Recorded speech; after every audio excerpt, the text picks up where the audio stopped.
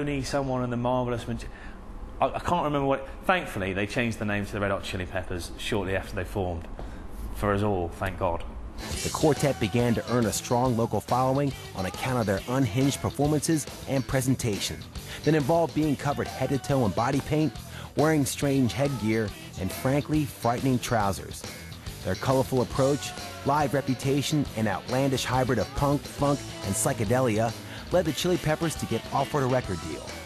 The Red Hot Chili Peppers initially were almost like a sort of a joke band. They just really got together because they wanted to play on stage. They wanted the girls, basically, and they were starting to get quite interested in the drugs, or at least Hillel and Anthony were. And they went on stage, got to play some strip clubs and stuff, upstage the strippers by wearing the infamous socks on their nethers. And for some unknown reason, EMI Records decided to snap them up. Lindy Goetz, who was a sort of, he was kind of like a talent scout, if you like, but I think in sort of more of a, you know, higher up position, spotted them and got them signed to EMI. Now, unfortunately, at the same time, Jack and Hillel were in another band called What Is This, and they had contractual obligations to stay with that band. So when EMI signed them, they had to make the choice of which they were going to stick to, and they chose their other band. So already, you know, going into the first album, they'd lost their two kind of best friends and two bandmates.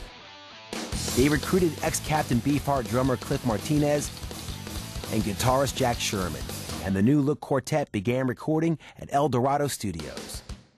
These new guys could never really fill the shoes of their pals, and it showed. To go and sign your band to a major record label and then the band aren't there. I mean, what? You know, it's... And to have a producer, you know, who, you know, Andy Gill, you know, in my opinion, is a musical genius. You know, his band was one of the greatest bands of my lifetime, but he was a fledgling producer. He'd not done much production. So you've got a novice band and, you know, a kind of a novice producer and two people who aren't even in the band. At that time, there'd been a sort of, you know, a lot of bands doing something that I think was called kind of surf punk at the time, and it was that there was an element in what they were doing that was like that, which I thought was less interesting. And that's something that we kind of argued about in the studio. To make matters worse, the producer they had brought in didn't quite hit it off with the group, and Anthony and Flea made their sentiments known. I probably disappointed them because I wasn't just hanging out being a cheerleader. I was actually making them do things and try doing this, try doing that, things which they weren't expecting. They didn't like Jack at all.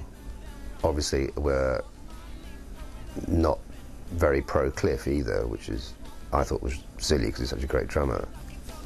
It does require kind of a bit of discipline to do that sort of work, and they were a bit out there at the time, you know, for whatever reasons. And I think they kind of thought that all they had to do was sort of do a gig in the studio, and just we put the mics up and captured it, and it would all, you know, the vibe would somehow translate, and it doesn't really work like that.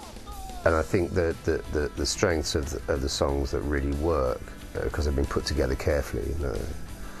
And there's been a bit of like getting the drums and bass right, and then doing some guitar, and then doing vocals, and kind of being careful about it.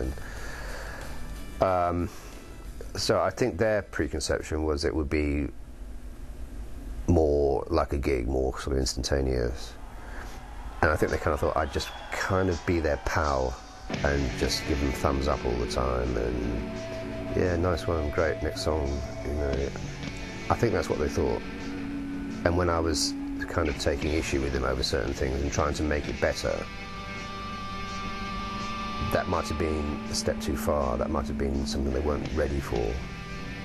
You know, it did cause a certain amount of friction and stuff.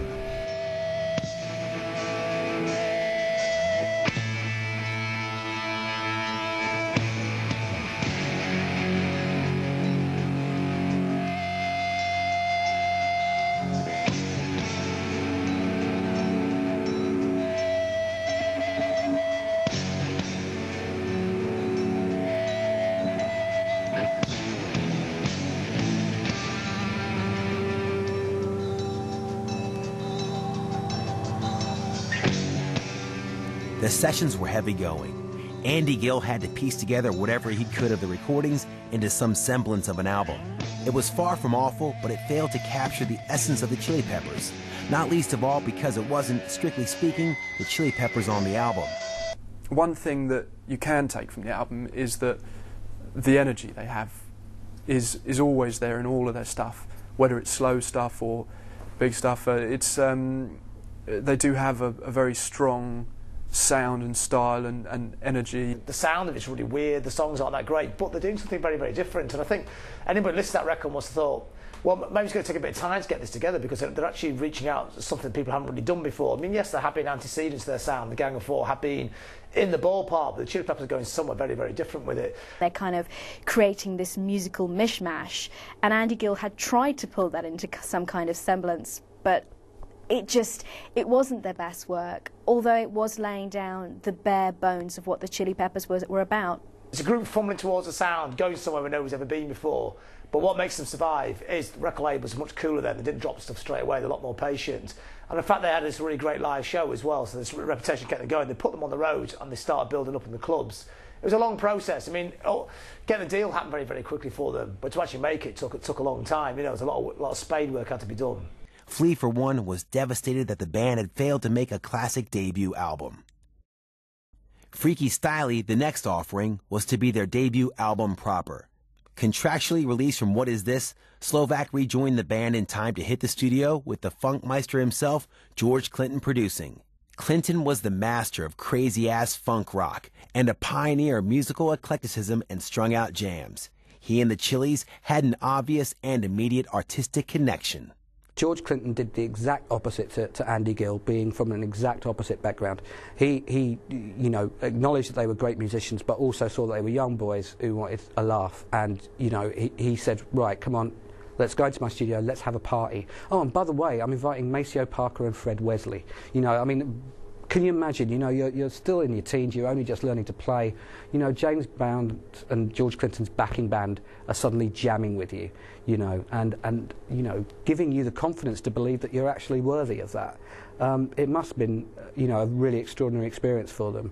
And certainly, you know, when I interviewed Anthony Kiedis, and you know, his eyes kind of lit up at the memory of it. I think that, you know, the Chili Peppers are great musicians, and that's actually quite apparent on the first record. But on the second one, you can tell that they're really getting into that, and I think that they'd be in their element if they were working with George Clinton and getting the opportunity to get in some very deep grooves. I mean, essentially, not commercial.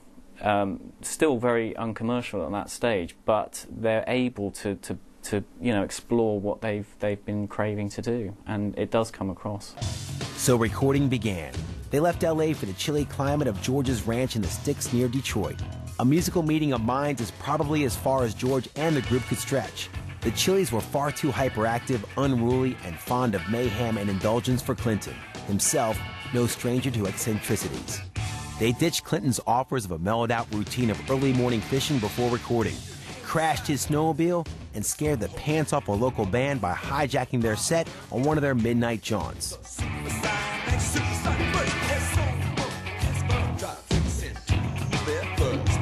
Clinton moved the raucous band to a flat in Detroit City. They were allowed into Clinton's Universal Sound Studios only if they were on their best behavior. Fortunately, such tactics brought decent results from the unruly foursome. Well, Freaky Styley's closer. They've been on the road a lot, so you can hear that there. The band's obviously like learned how to play together more. The thing about playing funk, you can't just play it. You know, it's something you have to learn. It's difficult. It's not like playing punk rock, which is like chugging guitar and letting go. Funk's like a groove. You have to learn the groove, and I think being on the road helps there. But it's all, I mean, George Clinton does, and the record does sound better than the first album, but I don't hear a lot of George Clinton on the record. I don't think, you don't think, wow, that sounds loads like Parliament Funkadelic, because George Clinton's work on the record is, he's there, he's done something to the band to make them sound better. I think when George got involved, he basically kind of understood what they were doing and kind of tied them down a bit to essentially what they were getting at. And as a result, I think that he kind of puts choruses into the music. He develops a much deeper kind of groove to the band, you know, and the band really sort of come alive for him, I think. They're getting their feet on the ground, and again, you have to be